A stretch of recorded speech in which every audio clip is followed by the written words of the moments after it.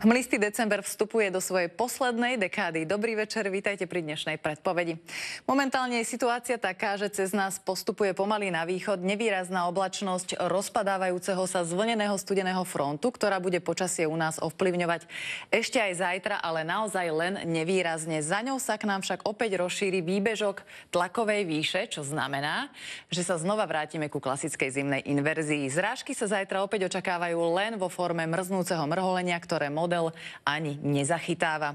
Čo sa týka teplôt, tak takisto žiadna zmena. Zostávame prevažne v pásme od -5 do 0 stupňov. Ak vykúkne popoludní slnko, tak môže byť aj teplejšie. Vietor dnes fúkal prevažne slabý až mierny premenlivý a nezmení sa to ani zajtra. Zase bude fúkať maximálne rýchlosťou do 20 km za hodinu.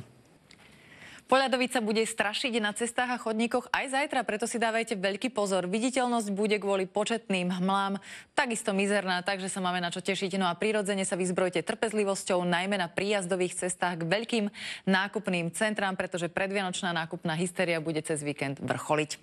Dnešná noc bude naďalej zamračená, inverznou oblačnosťou, stále rátajte aj s mrholením a poľadovicou. Teplota do rána poklesne na -1 až -9 stupňov Celzia. Pred nami je najkratší deň v roku, pretože zajtra je deň zimného slnovratu. Slnko vstupuje do znamenia Kozorožca presne o 18. hodine a 12. minúte.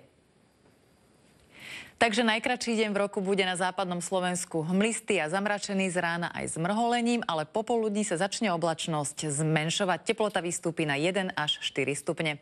Podobne bude aj na strednom Slovensku, teda žiadna výrazná zmena oproti dnešnému dňu, len popoludní sa takisto bude oblačnosť od západu rozpadávať. Teplota sa bude pohybovať od -3 do +2 stupňov. Na východe má byť takisto prevažne zamračené alebo hmlisté počasie s mrholením, miestami aj zmrznúcim, až neskôr popoludní sa to bude počasie zlepšovať. Teplota vystúpi na -3 až +3 stupne. Na horách bude o niečo krajšie počasie, hmlisto bude len na podhorí. Vo vyšších polohách sa vyčasí a teplota v nadmorskej výške 1500 metrov vystúpi na +3 stupne. Pozajtra sa na horách rozfúka silný vietor. Bio zostáva stále na 2. V nasledujúcich dňoch bude zväčša inverzné počasie s hmlami alebo s nízkou oblačnosťou a s mrholením. Na horách by malo byť cez sviatky krajšie. Denná teplota sa bude udržiavať stále v intervale zhruba od -2 do +6 stupňov. Konkrétne na Štedrý deň má byť od 0 do 5 stupňov. Ale na Štefana má vraj snežiť. Pozrime sa aj do Európy. V Barcelone sa zajtra vyčasí a bude slnečno okolo 14 stupňov. Slnečné počasie má byť aj v Turecku a teplota sa tam bude pohybovať okolo 19 až 20 stupňov Celzia. Na severe Európy bude oblačno s prehánkami a s teplotou okolo +4 stupňov. V Paríži sa zajtra zamračí a teplota vystúpi na 6 stupňov Celzia.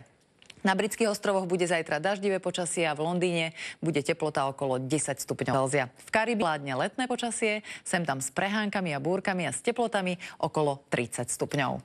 Na záver ešte snehovky. Snehovú nádielku v najbližších dňoch neočakávame, ale aspoň nízke nočné teploty umožňujú kvalitné technické zasnežovanie, takže lyžiarske podmienky sú v strediskách, ktoré sú už v prevádzke prevažne dobré alebo veľmi dobré. A výška snehu sa pohybuje zhruba od 20 do 70 cm. Rátajte však s tým, že niektoré strediská sú stále v prevádzke len cez víkendy. Jedným z týchto stredisk je aj Valčianska dolina, kde je okolo 50 cm.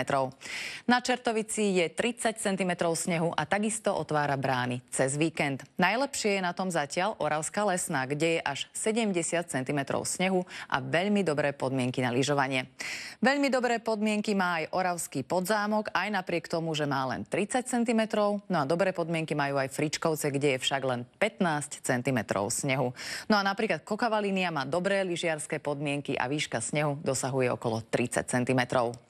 Z dnešnej predpovede to všetko. Želám vám pekný večer a dovidenia.